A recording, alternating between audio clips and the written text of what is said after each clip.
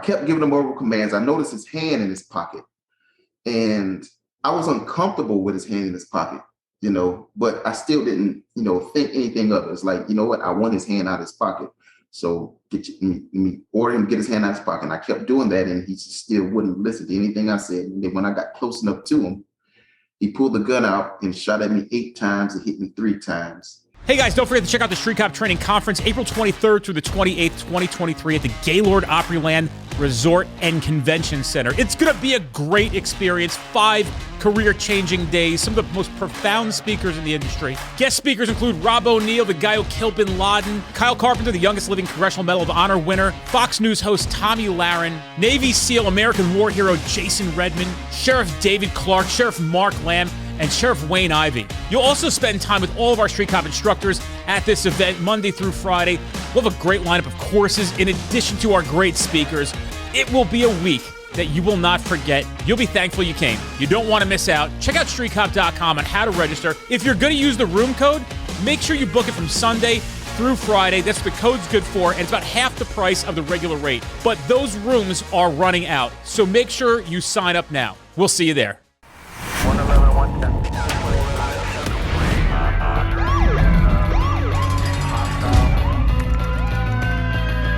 You training to be a street cop? Hey guys, welcome to this episode of the Street Cop Training Podcast. I'm your host, founder, and CEO of Street Cop Training. My name is Dennis Benito. We are right after Christmas, and fortunately enough, we have a guy today who was involved in a line of duty shooting. I watched the video. I've seen it before I even met you. I remember this video. It's a fucked up video. But the first thing I got to say off the top of my head is I'm actually impressed of how you recovered from it. We'll talk more about that as we go on. But without further ado, Quincy Smith, and why don't you give us the 2-minute version of who you are, where you're from, how you ended up in law enforcement, all that shit. All right. My name is Quincy Smith. I'm 32 years old, man. I'm from South Carolina, a small town called Hampton. Everybody's pretty much familiar with like Beaufort County and Beaufort, South Carolina, Hilton Head and Savannah, Georgia. I'm around that area, So I'm like I said, I'm from a small town. Ended up graduating, going to college in Kean University in Union, New Jersey. I got in law enforcement, because I guess my mother, it's more like a family business, I guess you could say. My mom, she was NYPD. She still is a police officer now. She's a lieutenant for the Department of Veteran Affairs in Durham, North Carolina. And my uncle, he's an assistant chief in a neighboring town of my hometown. My aunts were dispatchers, and, just pretty much been, all in the family, me growing up. So I interned for the New Jersey State Police, and that kind of pushed me a lot to being an officer even more. So that's pretty much how I ended up. And once I graduated from college, I went back to my hometown and became a police officer for the University of South Carolina in Beaufort as a campus police officer, and worked there for a few years and transferred to Estill, South Carolina. Worked there for a few years, and now I currently work at Matthews Police Department in North Carolina. All right, let's go back a little bit here. So your mom is NYPD. You grew up in North Carolina. I guess your parents aren't together, right? Yeah. I grew up in South Carolina. So yeah, my mom. You grew up in South Carolina. Your parents aren't together. Your mom's NYPD, dude. Like, tell me some more of that story. Yeah, she was on the Transit Bureau Task Force, so she worked plainclothes in the subways and stuff like that. So, she worked there. She started in 2003, 2004 as NYPD, and she worked there until 2013, 2012, something like that. And that's when she left there and went to the VA hospital police department. Okay, wait, let's go back even further. Your mom and dad, your mom's from where? My mom's from South Carolina, from the same town.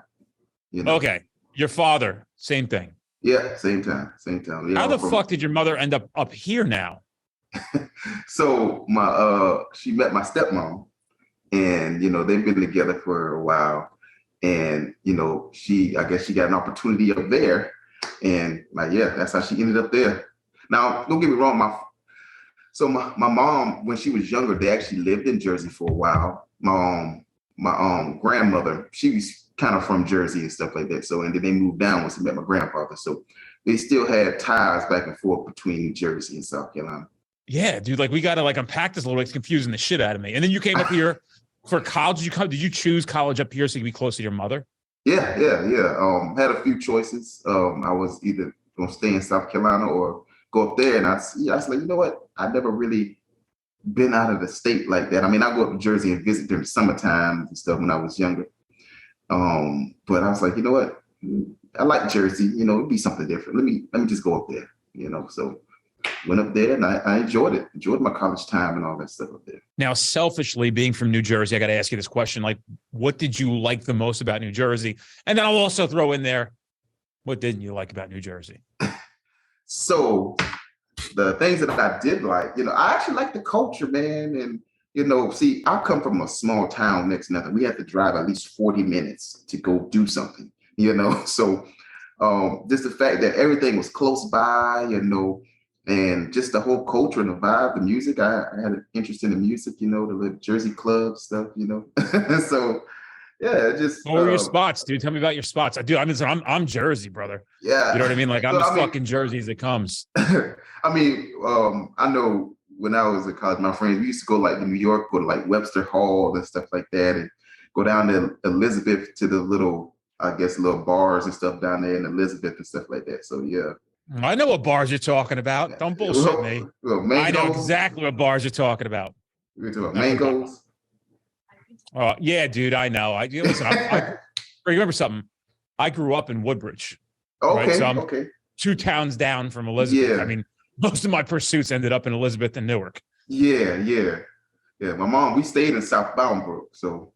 Oh yeah, dude. Listen, I lived in Metuchen. You know, I'm like literally 15 minutes away from there. So yeah.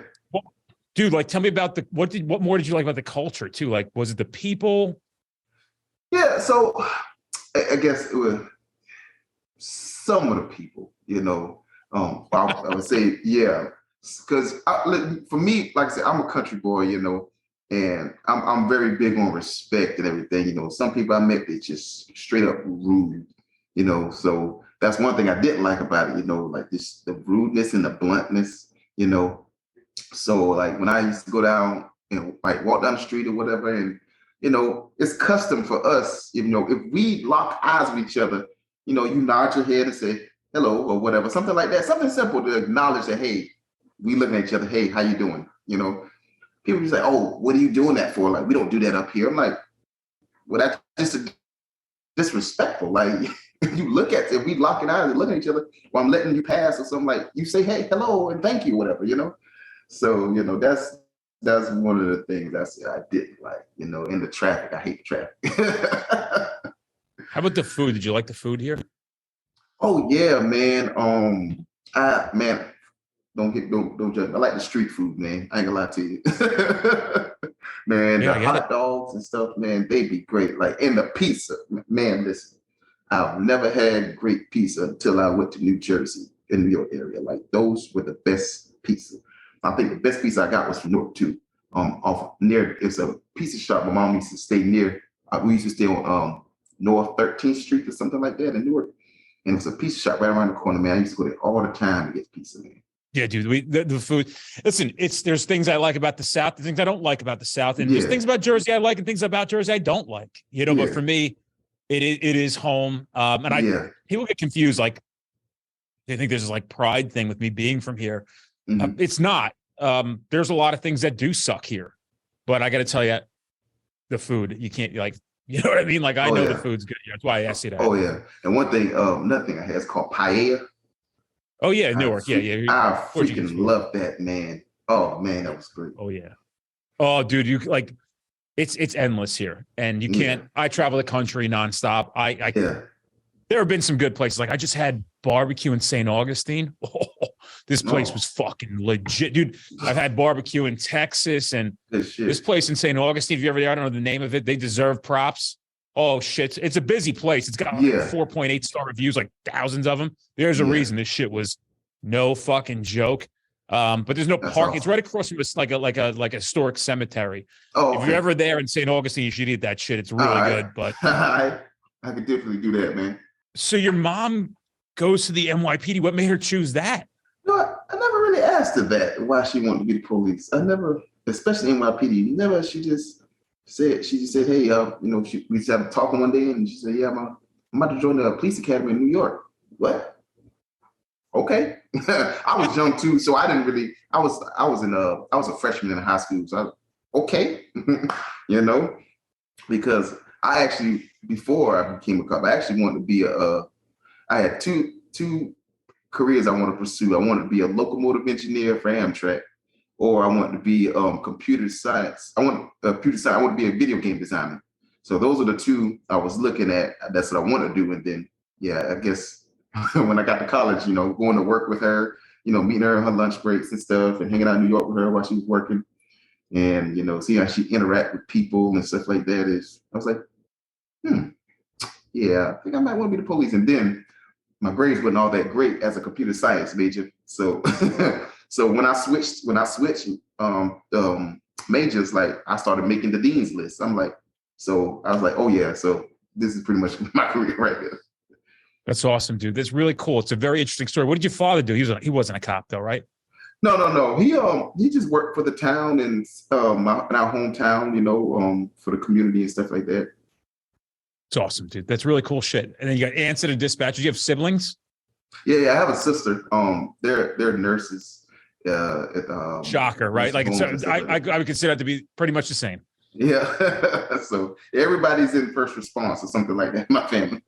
That's interesting, dude. That's really cool. All right. Well, listen, we're here today because obviously I have a story to tell and to share, and I won't do it any justice.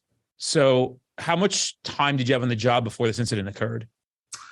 I had 2 years. Yeah, about 2 years before it occurred. 2 years and 6 months. And how much training do you think you had up to this point to be able to handle a situation like this? Do you think it was adequate? I think it was adequate. Personally, I made some mistakes that day, man. We'll probably talk about along the way. So, I think I had enough to, do certain things, but the resources that I have were very slim to none. And like I said, we'll talk about it and stuff. So, I think if I had additional resources, things probably would have been different. So tell me about it. What day? What happened? Was there anything weird in the air that night? Run me through what happened.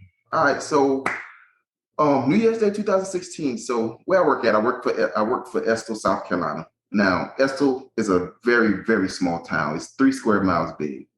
And we only had 7 officers for the entire police department.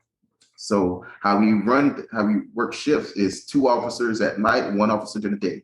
And Monday through Friday, the chief and the assistant chief will be in the office. So that day shift officer, he will be, the road officer's backup, So, but on holidays and weekends, that day shift officer, he's pretty much the only officer in the entire town that he run that town by himself, So, you guys have county support or anything like that? You like support from the county and.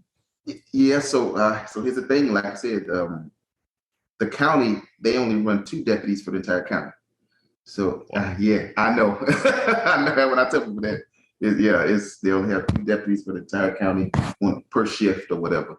And then, of course, they have during the day shift, they have their support and command staff and stuff that come out and do things or whatever. So now there are neighboring towns. There's one town that's it's like 3 miles away called the town of Gifford, but they're even smaller than Estill. They're like 1 square mile big. And they only have 3 officers for the entire police department. So, and they only work 1 officer per shift too as well. So either and high patrol, they at that time, I know they were like really short too. So they were having like 2 deputies work 5 counties. So it depends on, listen, I come from a rural, desolate area, man. It's depends on what's going on, man. Sometimes you'll have people who come through, like the sheriff department, they'll come through, state troopers, they'll come through sometimes, but it's not often that they come through there, but they do every once in a blue moon. So, but yeah, I'm that day shift officer. My shift is 6 a.m. to 6 p.m. And, when I got up that morning, I said my prayer and, got dressed for work and didn't feel any different. Everything felt normal. Went to work and, talked with the night shift crew. They said everything was fine. It started raining a little bit, so mostly everybody went inside and you didn't have any issues. I was like, okay, cool. So my whole plan for that day was, you know what, I'm gonna take it easy. I'm very big on traffic. I love traffic enforcement. I'm on the traffic unit in Matthews right now. So that's what I usually do. When I say, you know what, today I'm just gonna take it a little easy. I'm just gonna show presence and be more reactive. I'll stop a few cars and let everybody be seen that, hey, I'm out here, but I'm gonna take a more reactive approach. Today is New Year's, and hopefully nothing too crazy will go on or whatever. So I check my reports, things that I need to finish or edit or whatever and update. I do that, and then I'll go out and check property. So I check property, make sure nobody vandalized anything or burglarized any homes or businesses. And then after that, I was going to, like I said, do a little bit of traffic enforcement, write a few warnings and stuff. And like I said, just be seen. I'm sitting in an abandoned parking lot on the edge of town, on the south side of town. And, I'm facing the liquor store, and they see a guy in a camouflage hunting suit. He comes out of the liquor store and he's walking towards me. And he wasn't doing anything wrong. He was just pretty much just walking. Now, there's nothing behind me but a few houses, and the rest of it is trees and woods and country. Every house is spaced out every so far away in it. So I'm sitting there and listening to the radio. An officer in the town of Gifford, which I say that only has, one officer and 3 officers for the entire department. She stops a car, and the person in the car was wanted by a different agency. So I was like, you know what? I'll go over the radio. I say, hey, do you need any help? She says, no, I got everything under control. I was like, you know what? Let me just go sit on the north side of town, just in case anything breaks bad. I don't have to fly through town, lights and sirens, and risk an accident or something like that. So I drive back on the highway. I get up on the highway and I'm heading towards the north side of town. I just happen to look in my rearview mirror. A guy in the camouflage hunting suit, he made it to where I was sitting at. And, he started like looking over his shoulder, like checking to see where I was. And I had this weird feeling, like I'm glad I moved type feeling. But, I was like, I didn't think nothing of it. I just kept on going. So I get to the north side of town and I pull over and I'm waiting on the edge of town. The officer says from Gifford, she says she has the guy in custody. She's en route to the jail.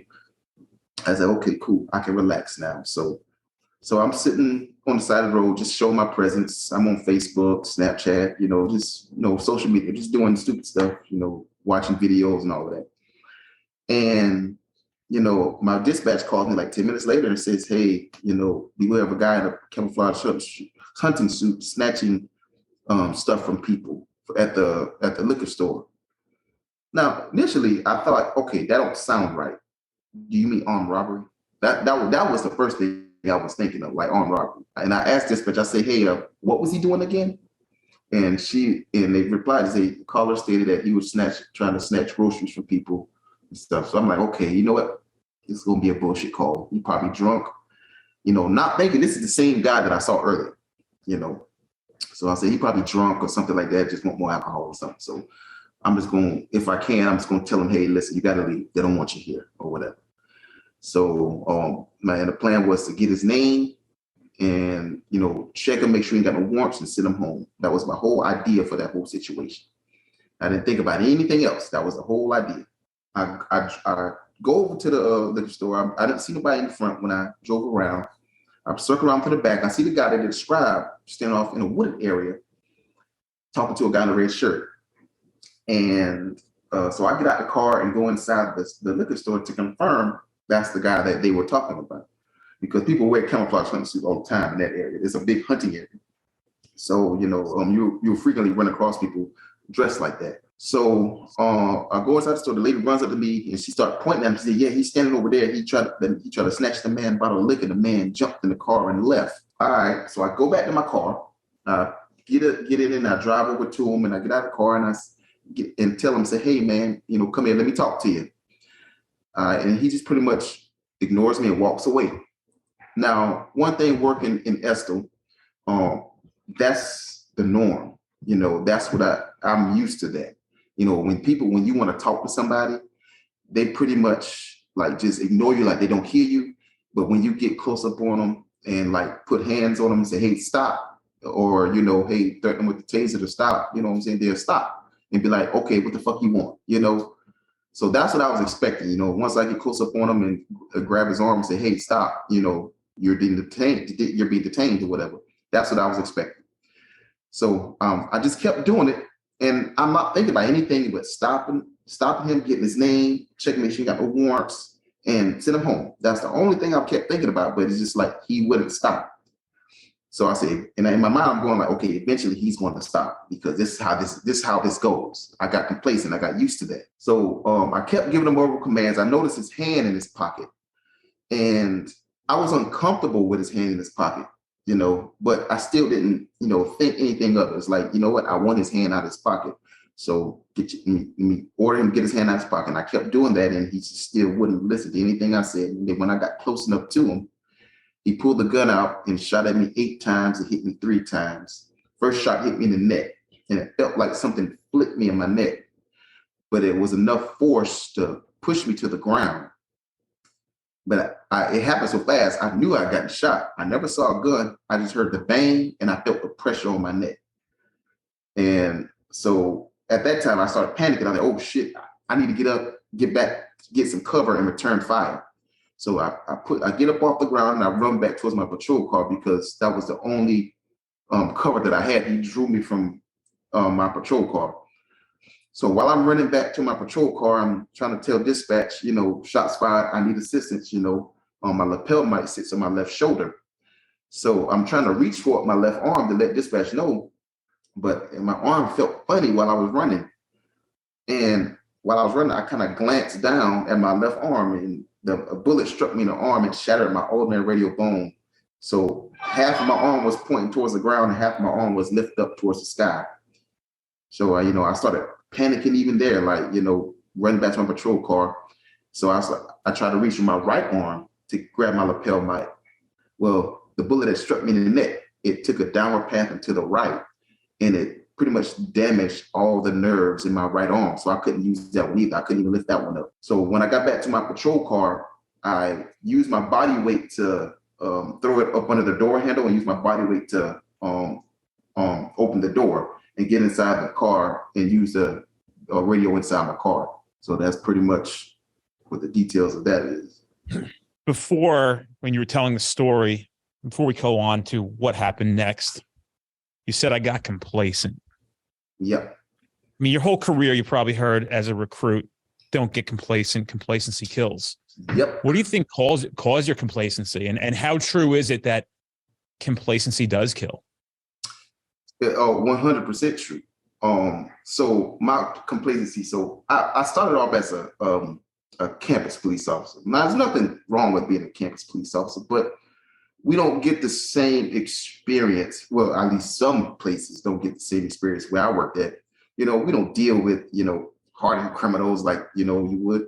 I always use this analogy. I went from working Beverly Hills to working in Compton, you know, so I was, it's a major difference. The most I got to do on the college campus was, you know, just, you know, I get arrested, but mostly for like marijuana and, you know, alcohol violations and stuff like that, you know, and fights and stuff. But for the most part, you know, they're kids, you know, you deal with kids versus, you know, when you work for a town or some other place other than that, you know, you're going to get like everything, you know, you're going to get the hardened criminals, you know, you're going to get those people who don't care about life and want to cause you harm or whatever. So, you know, I kind of took some bad habits from working there to Estill, and then I started incorporating the other bad habits and stuff that I started learning there. You know, it's like I said, as far as taking it lightly with people, you know, not trying to follow any of your commands, anything like that, you know, getting used to that way that, you know, hey, you know, once I, you know, put hands on them or, you know, hey, you're going to get tased or whatever, expecting them to stop and not resist anymore. You know, I got used to that, you know. So that's what caused my complacency, me getting that mindset. Okay, they're not stupid here. They're not going to try that. Why are you apprehensive to deploy the taser when he was actively walking away and disregarding your commands? Okay. So one thing that happened when I pulled up behind him, or whatever, a few things popped in my head. So the first thing was the way the call came out, I was like, you know what? Well, there's no use for my firearm, my weapon. He's, the call came out just snatching a bottle of liquor. So the next thing was, when I don't know if y'all remember a shooting that happened in North Charleston with I think it's Officer Michael Slater shot the guy in the back. That happened like a couple months before, my incident. So when I got the car, that popped in my head real quick. I was like, I'm not going to pull my weapon out for that because I don't want to be the next person, on TV for shooting somebody in the back. So that's why I thought about my taser. So when I drew my taser, I get stuck in this OODA loop stage, like, stop, just trying to give him the opportunity to stop because, like I said, I'm used to people working there, like, eventually they're going to stop. You give them that enough opportunity to show them that you're not playing, they'll stop eventually. So that's what I was stuck on that OODA loop stage of repeating myself, and it wasn't working. So he didn't stop, but he was certainly passive resistant. And if people are listening and don't understand this, the reason I ask this question is people have to understand in the use of force scale, it's not a continuum anymore. It was when I was starting in 01. That's what they called it, a continuum. Yeah. But in the use of force scale, passive resistance is a place where if somebody's failing to follow your commands, you can now use some kind of force. Constructive's not working clearly. Physical or mechanical force to be justified at this junction. Yeah. And you could hear that you were apprehensive, one, to draw your firearm, not thinking you'd be in an officer-involved shooting, and two, anticipating that it would go the same way it went every other time that you've done something like this. Yeah. And it's crazy, Quincy, because I'm here and I'm interviewing you and I'm thankful that you're here. I'm sorry that what qualified you to be on this podcast was something that was very fucked up. I wonder also if we ever had the opportunity to interview those who did not make it out of these situations, what they would tell you. Yeah. And, we don't get to interview those people, unfortunately. I know. So you're the best thing we have to try to dig into the education of what did you do right? What did you do wrong? How can we learn from it? Yep. And by the way, with not making fun of you, like this is just a conversation of Quincy's here to help you understand. You know what I mean? Like, by the way, I've never been in an officer-involved shooting. When I watched your video again and brush up for this, I was like, this motherfucker, he's once it happened, you were on it, bro. Like, I got to tell you, my hat's off to you. The way you calmed down, I don't know what caused that. Maybe you can explain a little bit. What made you calm down after you were shot? So, man, listen, I can tell you, man, the grace of God, brother. So, when I was in the patrol car, sitting there talking to dispatch, like I had like a flashback, and it took me back to my senior seminar class when I was in college. And for that class, I had to do research, and the research was people's perception of police. So what I did for that research, I created a survey, and I get people's perception of law enforcement before they watch a collage of videos that I created. And the collage of videos include videos from YouTube that good things police did, bad things police did, and dangerous things they encountered, such as getting shot, stabbed, and all that type of stuff. So when I was sitting in that patrol car, one of those videos popped in my head, and it stuck out to me. Is the Trooper Stone out of Tyler, Texas. He had stopped the car, and the people in the car had like alcohol and drugs and stuff like that, and he was about to make the arrest. Once he's about to make the arrest on the driver, the passenger opens the door and distracts Trooper Stone. And the guy he had under control, or trying to get under control, he reached in his waistband, and they both turned around and started shooting Trooper Stone. For whatever reason, that video popped in my head when I was sitting in that patrol car bleeding out. And something came over it, and it said to me, hey, slow your heart rate, control your breathing. I can't tell you how that happened, why it came to me. Only thing I can say is the grace of God, man. It's, the Spirit was just speaking to me. And I did that. And I felt like that's the reason why I was able to calm down and, do what I was able to do. Quincy, when I teach my programs, and I've said it publicly before on here, I'll say it on all social media platforms.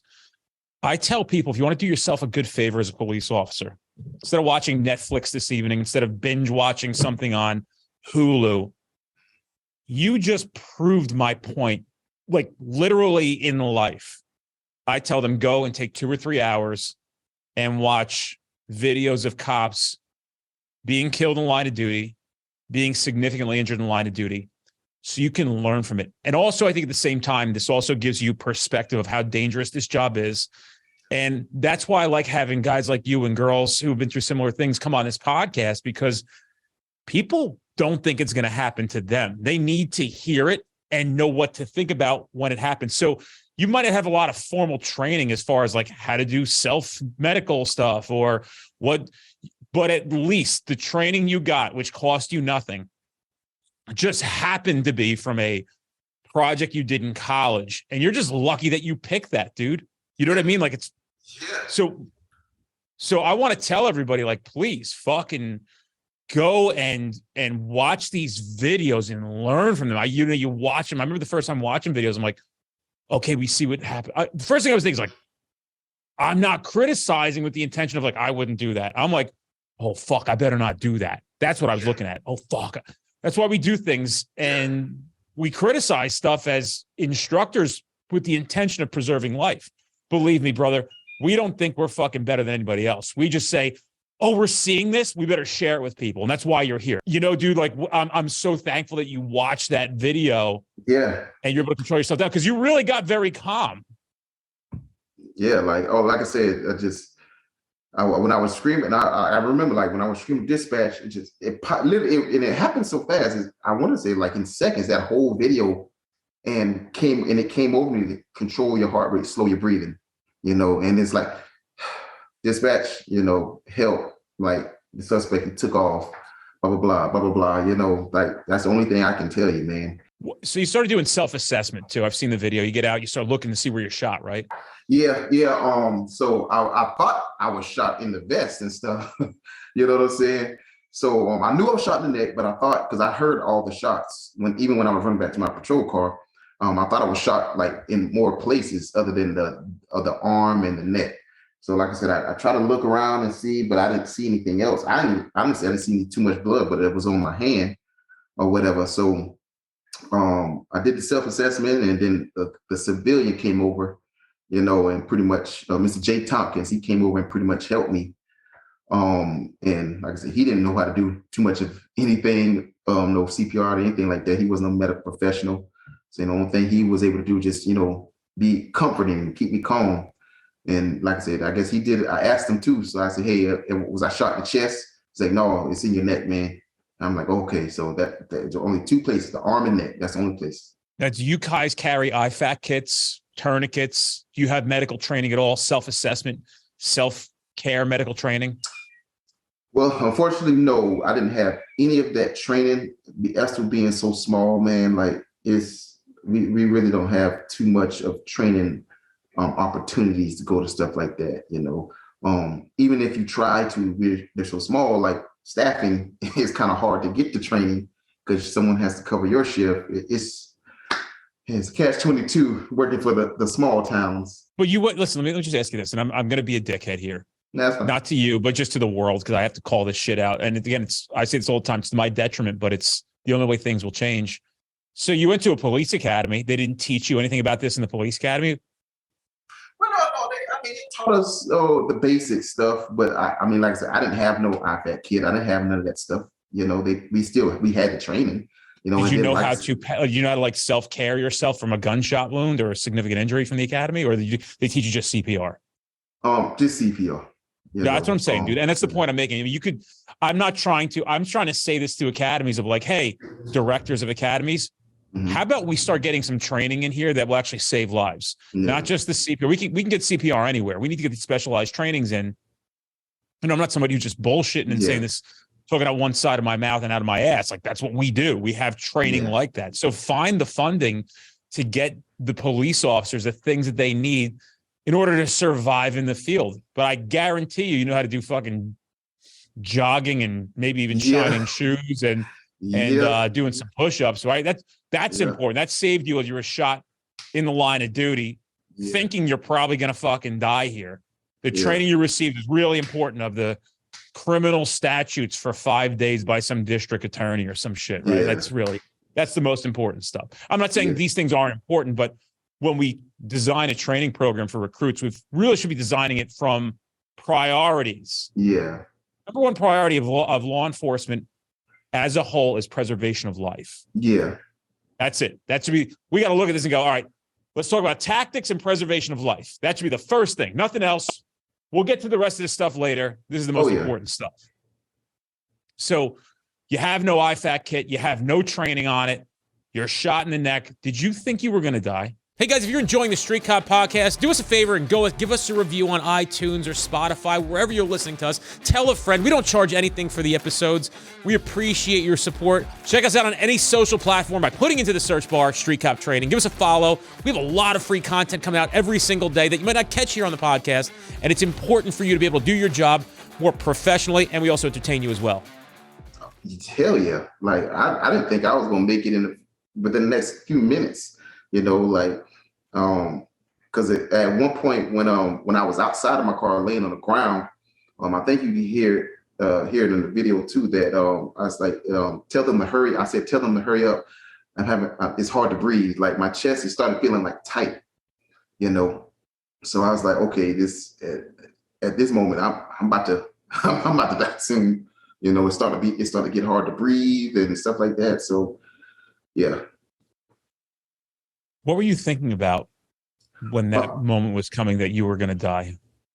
My family, like my mom, my grandmother, my aunts, everybody who raised me and stuff like that, who's been there for me, and my girlfriend at the time, I'm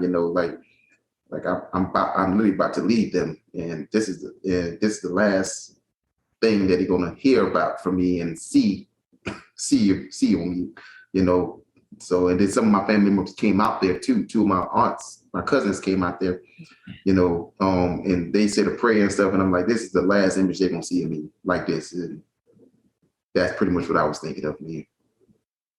Were you scared? I was.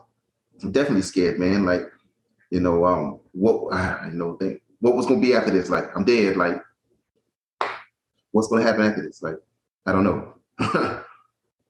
Regrets. You start thinking about the things you could have done and didn't do, and relationships that you should have fixed.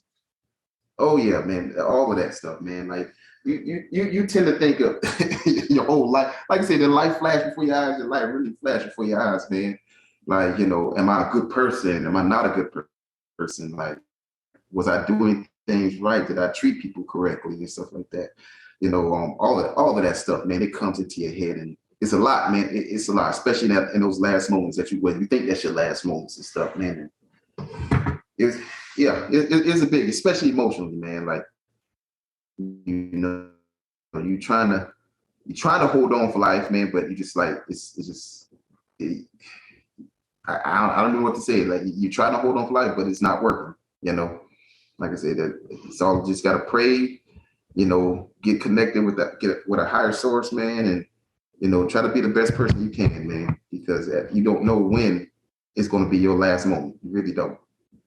Because I never would have thought, I would have got shot, especially in the net working there, in the town where I worked at. Like, I mean, I was born and raised 10 miles away the town next to it. And I have family there too. Everybody in the town knew who I am. Everybody in the town knew who I was, know who my family is, and it's possibility that I see someone said he may be a distant relative, from my, what I'm saying, and my family went to school with his family, so my aunts know who everybody is. So, like, it's crazy, man. When you were sitting there shot, and we'll go on past this and what happened next, but as you're thinking it's your last moments here on Earth, if you had any regrets, what were they? Well, for one, I should have. When it comes to that situation, why did I give him so many opportunities? I gave him so many chances. I really failed myself in my training. That was one of the regrets, sitting there like I got myself shot. I really just got myself shot. I could have did this a different way. And two, what I'm saying, like, my family, like, we was going through a tough time with my grandfather and stuff. He had some mental health conditions and issues and stuff like that. So, and sometimes, I would yell at him and, get angry with him because, because his mental health condition is like, like, I really could have been a better grandson. I really could have been a better person to, anybody. If I ever been disrespectful to anybody, I really could have been a better person to that person. Like, so that's the regrets that I have. When I try to employ patience with my children, I have 4. I always show up with the right intention, but we're human beings, right? I mean, fatigue and tough days can have its impact on you. Yeah. But anytime I find myself, and again, I'm not perfect, maybe acting a little out of character with my children, I'll say to myself, what would I do in this moment if I knew that I wouldn't see them tomorrow? So that happened to you. I think about that a lot. Like, how would I make these moments feel if I found out one of my kids, as morbid as it sounds, would be dead tomorrow? Seriously. And that's when I just changed my perspective, dude. I try to really, really appreciate it. And one of the best compliments I receive, and this just ties back into you, and I'm trying to set an example for everybody, not bragging. I think people by now know that about me, is you gotta appreciate things. You gotta really be in the moment and make sure that you're there for people. And you can really, it takes effort to be a good, nice person. It takes a lot of patience, but it's worth it. And I get the compliment all the time of like, hey man, it's really clear that you try to be a really good dad. Like, everybody sees it. Everybody knows it. You're well known for it. And I'm proud of those moments. Oh, they don't change me, but I'm like, all right, I'm on the right course. People say, I hear that. I heard, bro, I love hearing that. Like, that's my fucking favorite thing to hear is like, he's a great dad. Like, that dude's a great dad. So-and-so. I remember neighbor said it one day. She goes, yeah, Rich was talking to me. And she's like, man, Dennis is such a good dad. So that just translates to you being a good grandson, a good human being. And I want to encourage everybody to strive to be like that, because you don't realize how much you're impacting in a positive note versus a negative note. And people really, really appreciate when somebody's just great for them. And it takes effort. It takes a whole perspective shift and change. That really, changed, how I operate and how I am with people too as well. So because I get the compliments now, like, Quincy, man, you're so like happy and energetic. And so why is that? Like, I said, well, like you just said, man, what I experienced, man, I learned, man, I really got to appreciate life. Got to appreciate the small things, man, just doing the little simple things with people and, spending time. One of my biggest thing is now, like, I just love spending time with my family and my friends, man. I really appreciate it. And I would take that over anything. Like, me and my friends, I'm comfortable sitting in the house, watching a movie and having a drink with them, you know what I'm saying, versus going out to a club or something like that. And it's just like, those private moments, man, we talk and we learn more about each other and connect with each other. And, and we also, my best friend, one of my best friends, he's done a lot of changing himself and spiritually and stuff like that. And he's been guiding me spiritually, man, and stuff. So things like that, man, that's what I appreciate now. And it really did take that. I did take a lot of things for granted, growing up and stuff like that, man. But now, like, I try to make sure family and friends try to be my top priority now. As nuts as it sounds, I think we've already found some of the blessing in disguise here. Oh yeah. On how it changed the path of how you're going to live the rest of your life. And dude, unfortunately for you, you had to be shot to realize that. It's fucked up to say. Yeah. Fortunately for me, I just needed to hear it from somebody else, and it spoke to my soul. And I said, ooh, this is the kind of person I really want to be. Mm-hmm. And it takes effort, dude. Like, you talk about spending time with people. Think about this. Sometimes we have family members that are 25, 30 minutes away. You see them once or twice a year. If you think about 25 or 30 minutes at times, it's really not that much. Fuck, my meditation sessions are 22 minutes. So when you make an effort to be in people's lives, or even pick up the phone and say, hey, I care. How's things? Yeah. Sometimes people don't even expect it. the profound feeling you'll receive from them or putting that effort in, it's legit. I never understand that. You know what I mean? People are like, oh, so-and-so lives in Florida. I'm like, it's a fucking 2-hour plane ride. Like we can't knock this out every couple months. You know what I mean? Like we can't just get on a fuck. I get money's an issue for some people, but like, you know, man, like if you got to fucking bite the bullet and fly Spirit, to me, I just told somebody this last night. I said, a distance is literally just something. It's how you see it.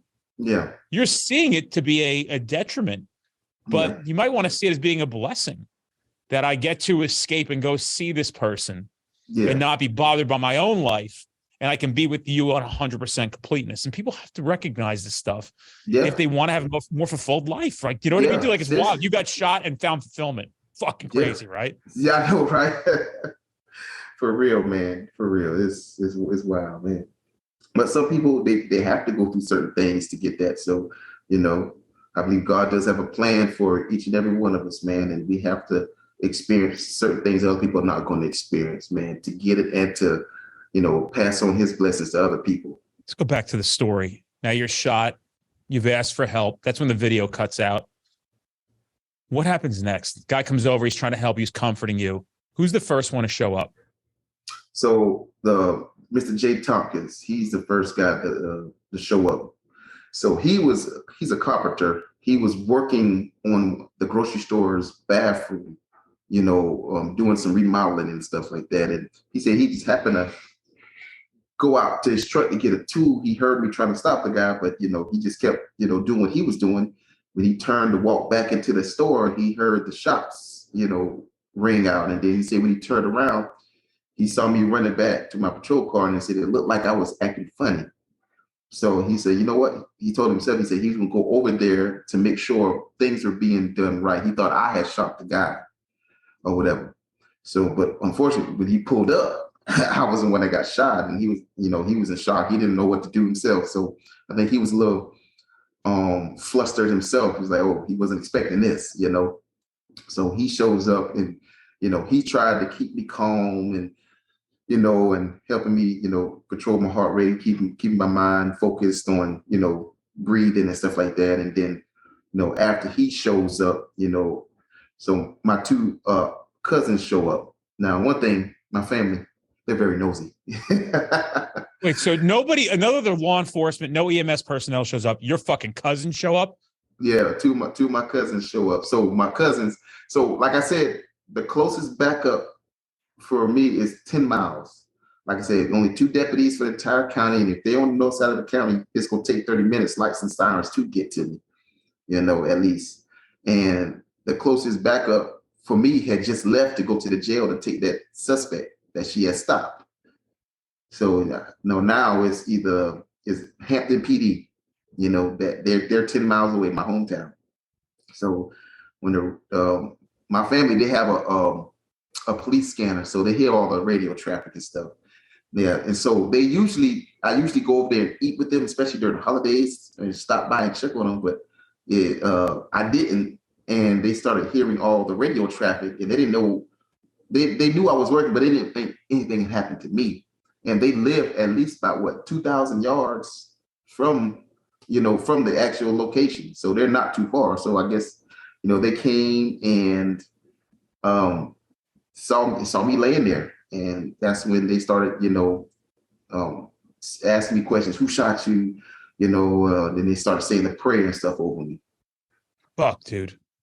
So, and not too long ago after they showed up, like that's when, you know, you can hear in the distance the background of the fire, the ambulance, and the Hampton police officer Brad Jordan. He was the first one to show up and render aid until the fire department. They weren't too far behind. The fire department EMS show up.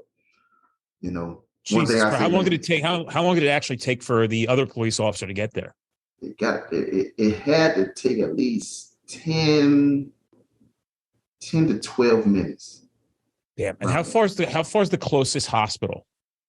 It's in the town of Hampton. Now, for my injuries, it's not no trauma center. So I would have to go for a trauma center. It's either Charleston, South Carolina, or Savannah, Georgia, which they took me to Savannah, Georgia. How far is Savannah, that from you guys? Savannah is 50 miles from us. Yeah. And Yeah, but if you can get to that it, first hospital to stabilize you, that would be ideal at least, right? yeah, but I don't know. That's the nature of my injuries. It was like, no, fuck that. We got to get him to a trauma center now. They were actually going to fly me out, but they say it was bad weather. I don't remember it being bad weather. I don't remember it raining or anything like that. But apparently they couldn't fly a chopper, so they just packed me in an ambulance and they drove me straight to Savannah. Nonstop. So is that typical? They'll go right across state lines to Savannah, Georgia? Uh, I guess in this situation, I would say yeah. Usually, I know everybody. Them to fly everybody to Charleston, but see, Charleston it's a farther distance than Savannah. So I guess this was the only option. Like they said, no, we taking him there. Like they made that call. I don't know what EMS protocol is, or whatever, but I know they were a blessing to me and got me there. I didn't care which hospital I got to. They got to a hospital. So okay, so the next cop shows up, you see him, do you feel like a sense of relief? Like, oh fuck that guy? Oh man, listen, when I started hearing the sirens in the distance, man, I was so elated, man. Like I was I was like, okay, my people are here, my boys are here, man. I'm about to get their care, man. They about to do all the stuff they need to do, man. They about to stop the bleeding and all of that. So, man, that feeling that somebody's right there, they're coming. You hear they're coming, man. Like, man, just such a relief, man. You have no idea. Now he gets there. Does he have any medical training? Does he have any gear with him at all? I don't know what Hampton training goes to. All I remember is he's like, first thing he said, Quincy, you okay, Bubba? I was like, yeah, man. He's like, all right. So hey, we got his vest off. They start taking my duty belt and I guess he starts seeing where I was shot at too. So, he was checking me and making sure. And then not too long after he got there, like 40 seconds later, I think fire department showed up and they took over for him. So I know. How was the fire department? They were doing a good job. Their EMTs. Oh yeah, man, they phenomenal, man, phenomenal. Like I appreciate them so much, man. And every time I go back home, I try to go visit them in the EMS base and all that stuff too. So yeah, they're great people. They did a phenomenal job as far as everything, man. Asking me questions and they put the neck brace on me and everything. They perform their training to perfection. I would say that. So you get loaded into the ambulance and now you're off. They stabilize you. Do you have paramedics there yet or no? Yeah. So paramedics, I think they showed up like right with the fire department too. So I can't remember exactly how it all transpired, but yeah, I know fire department got there. They put me on the back brace and stuff like that. And then once they got all of that and together, then I just remember them loading me into the ambulance. I didn't know when the ambulance pulled up. I just know the fire guys got there. And next thing I know, I'm going inside the ambulance. It's a 50-mile drive. I'm guessing they're probably doing at best 75 miles an hour, right? It's a hike, half an hour, 40-minute drive, right? Oh yeah, definitely, man. And what I'm saying, once they got me in the ambulance, and I ain't gonna tell you no lie, man. Like I said, I still had the thought in my head, like, I'm still probably gonna die, right? I'm still alive. And I was asking a paramedic, I was looking up at him, I said, hey, man, tell me the truth. Am I gonna make it? But he was like, yeah, Quincy, you're fine. Like you're stable, you're good. It's like, man, you lied to me, man. I got shot in the neck. I know he hit that major artery, man. Like, so, but yeah, that drive, it felt long. So you pull up, finally get to Savannah, Georgia. I'm assuming that they started escorting the ambulance with other police cars. Is that what they were doing? I have no idea. I'm assuming they did too, but I never did ask that question. But I'm pretty sure they did. You get to Savannah, you get to the trauma center.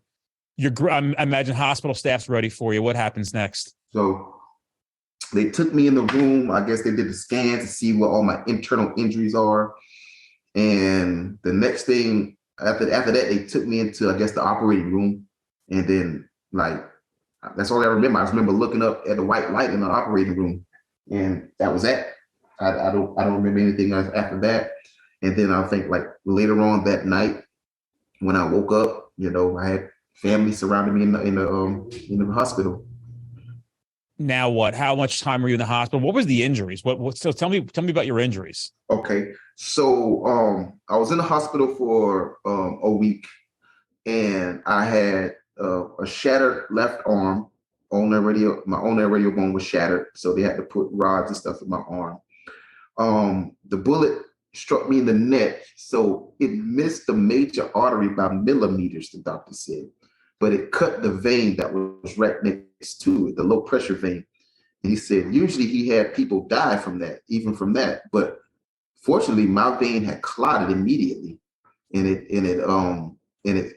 wasn't a lot of blood. It kept the blood from coming out. And but when they started operating on me, that's when it started opening up and filling up with blood and everything. But they were able to stop and control the bleeding and patch me up. But yeah, so so the bullet, it never actually exited too. So it hit me in the neck, it took a downward path and to the right, and it stopped literally just underneath the skin of my shoulder blade. And all the doctor did, he numbed it up and just like made a small incision. It fell right out. Can you just tell everybody real quick? Because I think that police officers have this romantic idea that being shot is something that you can hang your hat on and brag about. You just tell everybody how much it sucks getting shot. Oh, fuck, man. Listen, I do not want to go through that shit again. So after being shot, man, the recovery, man, oh my God, it was so painful. So for one, my neck, I had a tube literally stuck in my neck. It was hanging down because I guess it pulled all the excess blood and stuff out. Like it was literally like a tube. They had literally popped it in my neck. Like I had some type of, people who I guess had like throat cancer and stuff. They had a little thing, but it really was like a suction tube. It pulled all like the blood and stuff that was inside my neck. Had to have that there. Thank God it didn't affect me talking or anything like that. You know what I'm saying? So I had to deal with that, and I had to drain that often. The next thing was the nerve damage. That was the worst part about the whole recovery, man. The nerve damage I had, it was excruciating. I could not lay in a bed. I had to sleep in a hospital bed, for a while. And they had to dope me up with morphine because I couldn't get rest. And then, they only give you a certain amount of morphine to last for a certain period of time. And once that wear off, you can't get enough for a while. And while when you come off of that morphine, the reaction for me, I was extremely itchy. Like I had to scratch everywhere, and I hated it, man. Like it was, man, like that. And like I said, so even when I got out of the hospital, I still had that nerve damage. So I couldn't lay in a bed. I couldn't lay in a bed later. I had to sit up in a chair and sleep. And sometimes I stayed up for 24 hours because I never slept like that because I couldn't lay my back because of the nerve damage. I couldn't put no type of pressure on it. Like if you were to, it was so sensitive to the point that if you blew your breath on that area of my back, I would be in excruciating pain, literally. Like, wow. And then even using the bathroom, hated using the bathroom. Every time I used to go urinate or pee or whatever, I would have excruciating pain in that nerve damage area. You know what I'm saying? So that whole recovery, man, it was long process. It was painful, man. And then my arm, I didn't really have too much issues with my arm other than it was just broken, shattered, and I had a cast on it. But the main issue for me was that nerve damage, and it took forever to regenerate. What kind of issues do you live with today physically? Brother, I can say that I'm truly blessed right now, man. I don't have too much issues. I know I have a little back pain here and there, but I guess that's from lugging all that equipment. But for the most part, my arm is only I guess when it gets cold and stuff like that, it gets a little painful here and there. But for the most part, man, I can say, man, I've been so blessed, man, and I haven't had many issues, what I'm saying, from all the extent of injuries that I've had, man. Tell us about some of the mental struggles going through this. Man, listen, so when first getting out of the hospital, I went through some things, man, emotionally, man. I tell you, sometimes I sat on the side of the bed and I cried, man, like, why did I have to get shot? Like, if only he knew I was just going to talk to him, and send him home. Like, what did I do to deserve this? Like I had issues, I had nightmares, I had flashbacks. I hated people coming in my personal space. Like I tend to find myself when I was out in public sometimes, people that I know come up and talk to me, and like it'll be a little chilly or cold and they have their hands in his pocket. And I'm like, can you take your hands out your pocket? Nothing anything forceful, but they understood. They knew why, what I'm saying? And it's like, just made me uncomfortable, man. I didn't really have too many issues as far as, I guess over jumpy. I wasn't jumpy like that, but like, I would be uncomfortable in certain situations and stuff like that. Now, I didn't seclude myself from people. I find that to be more helpful to me, be around more people and to talk about my incident and stuff like that with people. But at first, just that, I had flashbacks, man. I was angry. I want to know why he did it. If only he just knew, like I said, I was just going to talk to him and send him home, And I was paranoid. I've been paranoid at times where, I said, I don't like going in certain situations and, and stuff like that. So, yeah. Did you have an opportunity to speak with anybody, like a mental health professional? So, yeah. So my job, they did. So I did have to see a counselor or whatever. That was part of the requirements for me to come back to work. And, that helpful. But the biggest help that got to me was when I went to post-critical incident seminars. I went to two of them. I went to one in Virginia and I went to one in North Carolina. Those were the biggest things I really felt helped me the biggest, because I got to be around other officers who experienced something like that or gotten stabbed. And, they talked to me about what they did to help help them get through their incident and their emotional and mental state and stuff like that. So, talking with them, get to know them and their side and knowing that, dang, I'm not the only person that's feeling these types of things. This person right here understands me. And hell, not even this person, that person too, and that person. You know what I'm saying? So just getting other people's perspective who has dealt with what I dealt with, that really helped me a lot, man. Did you know that we have a group called the Street Cop Survivors Club? It's a Facebook group. No, I did not know that. Yeah. So, dude, I think when you're done here, join it. I think there's 137 members right now. Okay. The price of entry is the one you've paid already. We always joke with some of the top guys who are running it, like my friend Matt Zaleski. He was shot multiple times in the line of duty. I was on the phone with him a couple of weeks ago, and I'm like, we don't want any more people in the fucking group, right? But like, we know there's gonna be, like, we don't want people getting shot and coming into the group. Yeah. No, I get what you're saying. Now, Quincy, what I can tell you is that speaking to the men and women who are in that group who were all shot, they have said that this has been one of the most profound things they've ever found for them mentally. A lot of things they went through weren't fixing it. A lot of these guys found each other, and girls, they found each other. And dude, they get together and they'll say nobody understands it like they understand it. We have monthly meetings. If they have them, I try to jump in and just show my support, try to give direction. We're actually going to be doing at our conference in Nashville. They'll have a booth and they're going to be doing some auctioning off of some items to raise money for the families and police officers who were shot and survived in the line of duty. I always thought to myself, we can't do enough for everybody, but we're almost doing nothing for the men and women who were shot and survived and their lives were altered. So I'm certainly very compassionate to the people who have lost their lives, but I was also like, fuck, maybe I'll take my efforts and try to put it towards the guys and girls that are still here.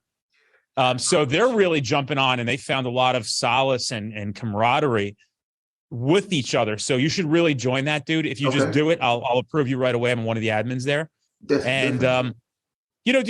Dude, that people have some significant trauma in there, but everybody's, bro, like, when I think you're going to write to me later on and be like, yo, this was fucking great. Cause that's all I hear from these guys and girls. And how it was conjured up was at our last conference in October of 21, we honored 30 or 32, I forgot how many there were, cops who were significantly injured in the line of duty, and anybody else who had been passed away that were the partners or whatever it may be. And at the end, I took these guys and I'm like, hey, listen, I got this fucking idea, right? Because you guys all seem to have the same problem. You don't have anybody to talk to. You don't know how to get in touch with each other. I go, why don't we just start a Facebook group? And this way, everybody has Facebook. And you guys can talk to each other and you can put stuff up and share your story. And dude, I'm so proud of it, right? Like, I'm proud of them. It's not even me that I'm proud. Like, I'm proud of them for showing up and hearing the feedback. So, bro, it's free. It don't cost you nothing. And I wish I could do more, and I'm trying to do more. And, a lot of people say to me, you know what?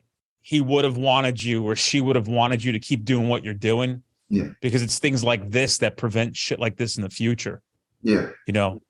There's no doubt in my mind, we're keeping guys like you and the efforts everybody comes on this podcast and this company and all these people. We've kept names off the wall, dude. Yeah. And that's like a fucking big goal. We want to keep names off the wall. Yeah. That's at a very minimum. That's what this company stands for, is less names on that wall. Mm-hmm. And the next one is less cops going to prison. Yeah. So those are some of the top priorities here. I had a weird question. What caliber was that gun that he shot you with? 9mm, ballpoint. All right. I guess this is kind of the elephant in the room now. Who the fuck was this guy, and why the fuck did he do that? I'm still trying to figure it out to this day, man. He's not talking. He's not saying why he did it or anything like that, man. Like I said, criminal history. Like, what's mental history? What the fuck? No. The SLED agent who investigated, honestly, they believe it was a hit. They believe I was set up. That was the intention, is to draw me. I honestly, personally, remember when I told you I had that feeling, I'm glad I moved? He was walking towards me. Like I said, he wasn't doing anything wrong. But when I moved, I just had that feeling. I think he was going to shoot me while I was sitting in the car. Oh, fuck. No, so thinking about it, he kind of lured me back to that location, because I'd already left and went to the other side of town. He still stuck around and tried to snatch a bottle of liquor. He stayed around there, And then when I got there, he was talking to a guy in a red shirt. Now, the guy in a red shirt, he matter of fact, he got arrested on some federal charges or something like that. So, but yeah, he was a known gangster disciple. So yeah, like he, in looking at it, the big picture, it looked like he lured me back to the liquor store so he can do what he wanted to do. So that's the idea, what SLED was going with, but he couldn't prove it, of course, but that's the idea. So who snatched his ass up? What happened after that to him? Did they go track this motherfucker down? Yeah, so a body camera, once they got that, they I guess they downloaded it and got a picture, and someone recognized this. They knew who it was, so they set up a major like roadblock, man. Like, because it's only 4 entrances in the town. You couldn't move into town without going through some type of police checkpoint. And I guess they ended up getting a tip, and he was hiding up under his family member's house. So I'm assuming the South Carolina State Police were involved. I don't know, did the FBI get involved? No FBI, but from what I was told, man, it was over 100 officers packed in that little 3 square mile town. So they had officers even from Georgia came over. They had officers from Charleston and ain't nobody fucking playing, bro, right? Yeah, listen. They said they had everybody SLED. They had the Department of Natural Resources officers out there. So, everybody came. And like I said, I'm just so grateful that everybody, showed up the way they did for me, man. So they find out where he's at. He's hiding at somebody's house. They deploy a SWAT team, I'm assuming, to go get him. He surrenders.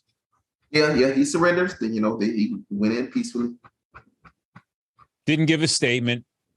Nope, he didn't talk to this day. Only thing, when we went to court, his lawyer argued his defense was that I provoked him to shoot me. What did he end up receiving as far as a sentence?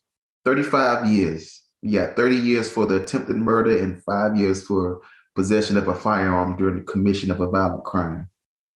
How do you feel about that sentence? I believe he still could have gotten more. Honestly, he still is just life without parole, personally. I mean, because if you're willing to shoot a police officer in broad daylight in uniform, like, that is some balls. And if that's the case, what kind of use is he to society? He doesn't need to be out. How old was he? So I was 26. I think he was 28 or 29. So he's a possibility that at some point in your life, this man may be getting released from prison and back into society. On a different note, like I actually saw him too. He appealing his conviction. So they, of course, the victim's advocate, for state psychologist sent me a letter saying he was appealing. So his lawyer pretty much was releasing himself from representing him because he's retired, and so he had to find another one. And so he was appealing his conviction for whatever reason. I don't even know why, but you're caught on camera, man. Just go ahead and you might as well finish do the time. I didn't get into this before, but I know that you had to see a therapist to go back to work, and I understand all that shit. And you can decide whether or not we edit this out of the podcast or not, but I sense you might have some resolution to continue with and getting some answers. And I think that you would find some answers from somebody who could be trained with significant trauma like this, who works with police officers. I think if you put some thought into it and deploy some humility, which I know you have a ton of it, boy, it might change your life even for the better, my friend. And I want to urge you, and I say this to a lot of the men and women who are in your shoes, to really try to seek somebody out, at least get 5 or 10 sessions in to see how you feel. You might be thankful at the end, because I got to tell you, every time I say this to somebody, I usually get a text 3-4 months later, like, hey man, you fucking recognize that? And I'm glad you said something, because I didn't realize how fucked up I was. And now I'm on the real path to recovery. And I'm glad that you found the Lord, and, I found him before, but even found him more now. But that may not be enough. And that's why the Lord puts people like that into our lives. Bro, and I'm very open about, I see a therapist and I have different traumas. And I don't do it with like I said, I'm not trying to downplay anybody's significant mental issues. For me, I'm just like, the writing was on the wall. I'm doing the talking about it. I might as well, maybe I should just go and run through a few of these things. And I got to tell you, bro, I'm thankful I did it. I'm not humiliated by it. I can talk about it openly. And the reason that I think I was put through things and you were put through things is to set an example of, hey man, if this happens to you, it's okay to go see somebody. So man, you might be able to go in that group and find somebody in your state who says like, yo, I got this guy, he's 20 minutes away from you. He's a therapist. She's a therapist. They're excellent. I would highly implore you to do that. So I would say this, my department now where I'm at, man, they're big on stuff like that too. So they require us to every year to speak to a counselor, That's great. I do that and stuff. And like I said, so that's been pretty good. And that's been pretty helpful and stuff like that. So every year, but it's once a year though. We can go more than if we want to. You know what I'm saying? Sometimes I do, and sometimes, I just like, okay, I'm good. But for the most part, yeah, they do pay for us to go see a counselor at least once a year, and we're required to do at least one session a year. So yeah. I'm proud of your agency for doing that. That's very noble of them. Not a lot of agencies are following that path, because I think sometimes when people don't experience mental health issues and they're the ones who make or break the decisions, they don't understand and empathize of how significant it could be. Sometimes you don't realize, like once you start getting clarity, things like, I was doing weird shit, right? Like you just talked about some of the weird shit. While you're doing the weird shit, you didn't know you were doing the weird shit. How has this changed your approach to policing? How do you police differently now? I mean, you left that agency, went to another agency, I'm guessing for whatever reason. You don't have to disclose it. Maybe it could be pay or better hours or a better opportunity, which is fine. But now when you go to work, how do you approach it differently? What do you think about? And I'm going to just sprinkle this in. I don't want to pack on too much for this question, but What do you think about training as well? So my department, AC now, man, they are big on training, man. We got training almost every every other 3 weeks, or every 2 weeks, or whatever. So they always come out with some type of training, And that's definitely changed how I police, man. I definitely try to look for specific things. Like I'm definitely, for example, if I'm talking with somebody on the street, just a public contact or whatever, I see a lot of people, like I said, their hands in the pocket, and that's not something I appreciate, man. I try to, use what they taught us in the academy, triangulating and having a partner and having them, split the guy and all that type of stuff. I try to really employ a lot of those tactics that they show us versus, like I said, what I used to do, just go up to somebody and talk to them. Now I still try to be personable with them, but I still try to, without being too obvious, try to position myself tactically better, and try to notice certain things that they're doing. And if I notice something, hey, be quick on it and say, hey, listen, do me a favor, just don't do that for me or whatever. So definitely I try to be more tactful now. The last question I have for you is, what's your message for other police officers? If you didn't know this earlier, this podcast is top 100 in the world. We have about 450,000 subscribers as of today, December 27th, 2022. I anticipate that number will grow significantly. So what's one message you have for other cops after experiencing what you've experienced? My message is, for one, the biggest message is complacency, man. It will get you killed. If I know people be telling people that, and they preach it in the academy, but take my word for it. I fell victim to it, and I almost lost my life because of it. Don't be afraid to do your job. You know what I'm saying? If you have that feeling that, hey, this situation is not ideal, follow your gut. Follow your gut, because your gut is usually right. Try to, say, I ain't say you got to be rude to anybody. Be tactful. You know what I'm saying? Be kind of courteous. But when it's time to, put hands on somebody and, make sure you do it the right way and proper way. Just, follow your gut, because, that's your instincts are what's going to save you. I had to, when I went through mine, like I said, I thought about some things that kind of kept me from doing my job the proper way. Like I said, things popping in my head, such as, the shooting that happened, man. Can't let that determine you. Think about it, but don't let it drive you to not do your job the right way. Don't let it scare you off from doing the proper things. Because it'll cost you your life. And this is actually some of the things that have been brought up nationally. It's a topic of discussion.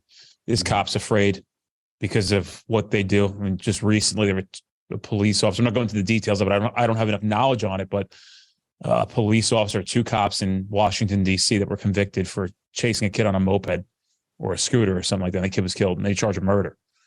So you're sending a direct message. And what irritates me about some of this stuff that's going on in the world, especially in some of these very liberally ran cities, is you're not considering the life of the police officer. It seems like they pick and choose whose life is important. And apparently, I don't know where this has gone, that somebody so noble to do a job that is so profound and important and selfless is disregarded compared to somebody else who was not conforming to what the laws of society are. And it's wild to me. And it's not everywhere. Just so everybody knows, not everywhere. Cops are appreciated everywhere, but I do the memes on Instagram and all that stuff because I need you to be aware of what's especially in some of these cities. If that incident occurred anywhere else, there probably would have been no issue. But stuff's driven by politics, and it's a shame that politicians literally choose whose life matters. Exactly. I never did understood the concept, like with for example, officers, we get into a vehicle chase, and the person we're chasing, like we're trying to stop them, they're not stopping, and then we're trying to apprehend them, and they go out and they end up crashing and hurting somebody else, killing somebody else. I never understood the concept the police department can be sued because we chased them and caused the crash. Like, how is that? Like, they ran, they didn't, they should be held accountable for that, not the police department. So it's just, I don't know, it's just, like I said, politics, money, and just it drives this world today, man. And nobody really cares. Nobody wants to take responsibility for their own actions sometimes, man. It's frustrating. It's frustrating. But again, if we see the world in a different way and, just hop off the news and the stuff, don't read any of this stuff for a week or two, and maybe focus on the great things in your life, your children, your loved ones, your friends, maybe even the perspective of seeing your job and the work you're doing being very noble. You probably have a different feeling about life. You probably feel a lot more calm about things. I know when I first got to this game, man, like I was that officer, man. I was excited. I was a rookie. I want to do everything. I want to be in the midst of everything, man. And after having a conversation with my mother, what I'm saying, she would tell me, like, listen, man, don't bring that stuff home. When you're off, you're off. Relax, saying, be normal, do normal things. I'm like, yeah, ma, I got this stuff, whatever. And my mom, it's crazy. My mom told me this I think this was before my incident. And like I said, my mom, she policed in New York, man. And she said, she made a comment to me, and I never understood it until after my incident. She's like, Quincy, you're in the job, you're in the game. Like, I know you're eager, you're a rookie, but don't be in a rush to get killed. And I'm like, I'm not. Like, I'm just doing my job. Like, I'm trying to get drugs, I'm trying to get this, I'm trying to do that. And I guess she was like, just sometimes just calm down. Like, you're eager, you want things too much. Things will come to you. In this job, things will come to you without you even going trying to find it. So I learned that, man, and she's been right, after leading me to now, like, just taking a step back, relax. When you're off, have your private life, your separate life. But when you're at work, do things proper, follow your policies and state law and do things the right way, just try not to get sucked into politics and all these things and stuff like that, man. Relax your mind, because you need a break from this job. So that's one thing I would say that people definitely, man, when you're home, if you're at home, don't take work home. I know it's easier said than done, but, try to find a balance on everything. I forgot to ask you this earlier. How did your mother react to all this? Woo! I would say she was ready to come down and handle business, if you know what I mean. So she literally drove all the way from New Jersey to South Carolina, man. It usually is about a 12 to 13 hour ride. I think they said she made it in 8 or 9 hours. So, she was very emotional, man, because I'm her only child. So, it hit her pretty hard, and I know she went through some mental stuff. I don't think she really talked with me about it. She hasn't talked with me about it, what she was thinking and going through. All I know is, like, she didn't know what she would do if she lost me or whatever. So, but she behind the scenes, without me knowing, I know she handled it really hard. I know she did. But she's tough, man. She's always played that role of, tough, and nothing bothers her.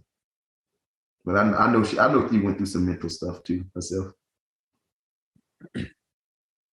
You are a remarkable human being, my friend. And it's been a pleasure meeting you. And I hope I continue to know you. And I'm thankful that you survived, and you're an example, and keep sharing the lessons learned, dude. Any opportunity you can, anytime we can do anything for you here.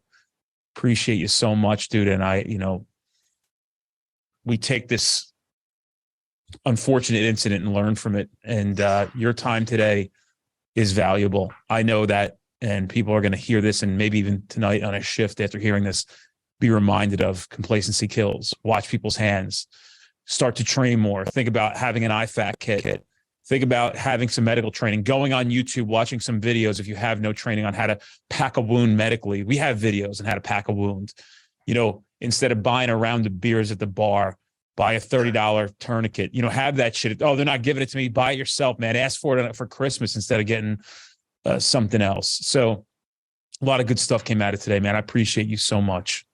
I appreciate you having me, and I appreciate you letting me share. And you know, that's why I do this, man. I do want to help other officers. I do want to know, man. Like, no, like, please take care of yourselves out there, man. You know, so yeah. Listen, bro. Enjoy 2023. Yes, sir. You too. Anything you need, reach out. I'll text you I have your cell phone number. I'm gonna text you my number as well, dude. Sounds good, brother. Appreciate you, man. Bro. I'll see you, dude. Thank you so much. All right, brother. Thank you, man. I'll see you, dude.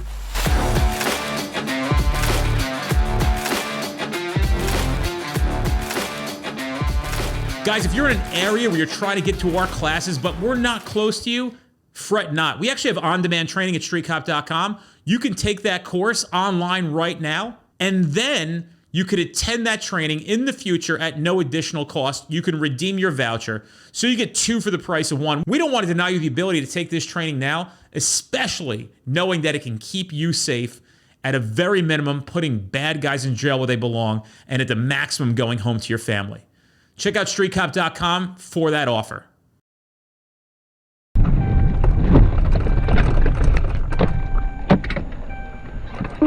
Dispatch, Echo 7. I'll be out with that subject.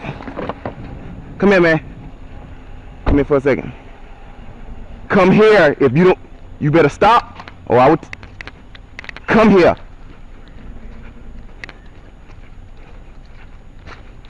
Come here. Stop. Stop. Stop. Take your hands out your pocket. Take your hands out your pocket. If you don't stop, so I'm gonna tase you. I'm not playing with you. Take your hands out your pocket. Take your hands out your pocket. Take your hands out your pocket. Shots fired!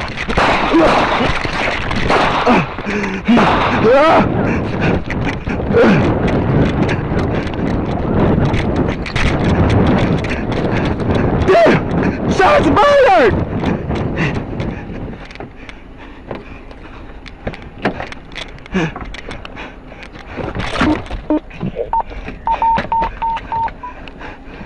Dispatch, I'm in!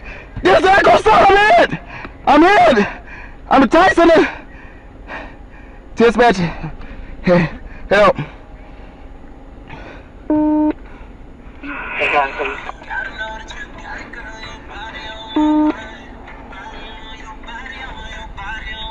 Care units dispatch, or any available units dispatch, respond. South Station. Fire, gunshot fire, subject head on north, the officer and suspect. Dispatch, Echo 7, I'm hit. I'm hit in my neck someplace. My arms are broken. Help me, please. Wait, all units 10-3, all units 10-3. Available units 1033 at the South Station in Elko. Officer has been shot. 1033, South Station in Elko. Officer shot. Dispatch, okay, units around to notify Hotel 2, please.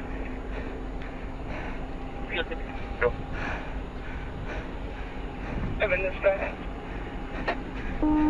Dispatch 011 1017. Go ahead, dispatch. And is everything simple? Dispatch, I'm hurt pretty bad. Oh, we got help on the way. Is the subject still there? Subject took off. Please help me, dispatch.